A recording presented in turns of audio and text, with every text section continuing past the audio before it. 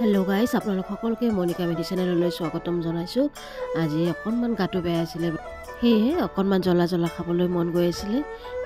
তাৰ কাৰণে একেবাৰে সহজকৈ বনাব পৰাকৈ এয়া মই পাস্তা বনাই ল'লোঁ। তাকেই ভাবিলোঁ ভিডিঅ'টো আপোনালোকৰ লগত শ্বেয়াৰ কৰোঁ। ভিডিঅ'টো স্কিপ নকৰি শেষলৈ চাব বুলি আশা কৰিলোঁ।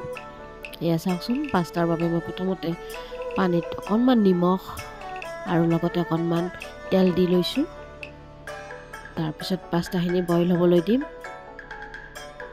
পাস্তা আচলতে আমি বহুতে বিভিন্ন ধৰণেৰে বনাই খাওঁ।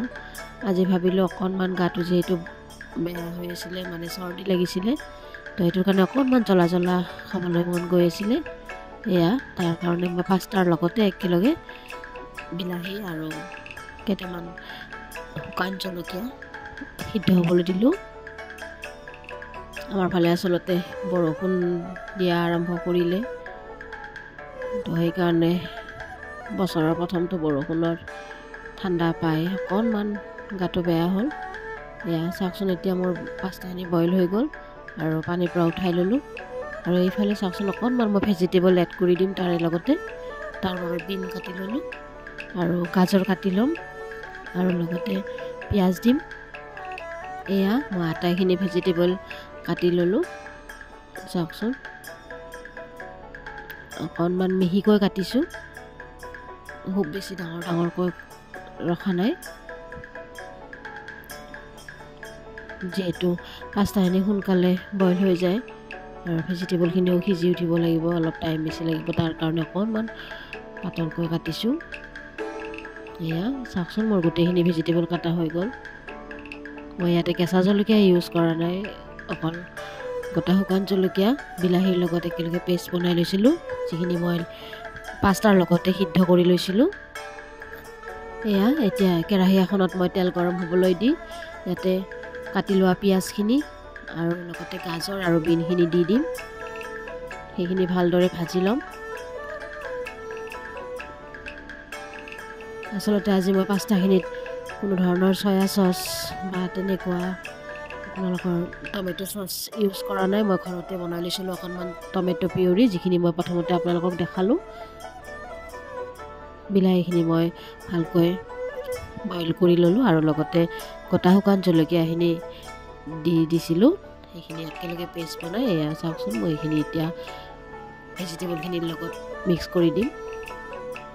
এই আটাইখিনি সামগ্ৰী একেলগে ভাজি ল'ম। বনাবলৈ একেবাৰে সহজ, কোনো ধৰণৰ কঠিন নহয়।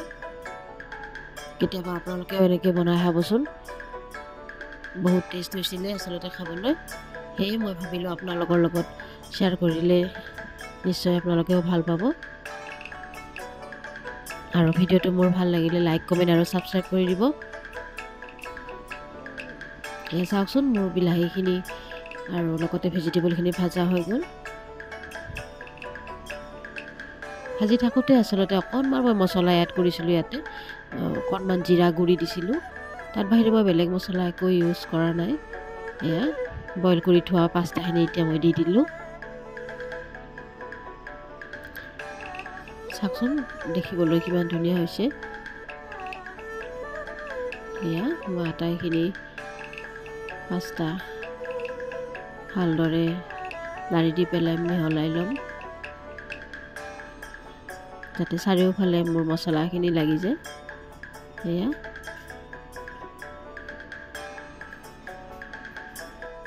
এতিয়া এইখিনি অকণমান দেৰি আমি ভাজিব লাগিব, যাতে যিখিনি আমাৰ পানী অকণমান ভাৱ হৈ আছিলে সেইখিনি শুকাই যায়।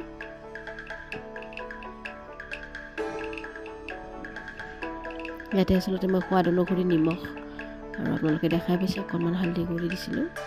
সেই হালধি গুড়িখিনি আৰু নিমখখিনি আৰু লগতে বিলাহীৰ যিখিনি পেষ্ট বনাইছিলোঁ অকল সেইখিনিয়ে ইউজ কৰা হৈছিলে, আৰু বেলেগ কোনো ধৰণৰ ইয়াতে চয়া চচ বা তেনেকুৱা কোনো টমেটো চচ ইউজ কৰা হোৱা নাছিল।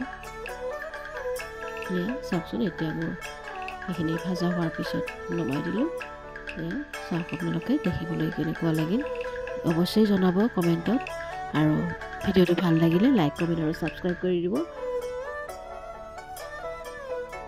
এয়াই আছিলে মোৰ আজিৰ ৰেচিপিৰ ভিডিঅ' আৰু মোৰ এই বনোৱা পদ্ধতিটো যদি আপোনালোকে ভাল পায় ভিডিঅ'টোত এটা লাইক কৰি দিব। আজিৰ ভিডিঅ'টো ইমানেই আছিলে। পুনৰ আকৌ এটা নতুন ভিডিঅ'ত লগ পাম। আজিলৈ ধন্যবাদ।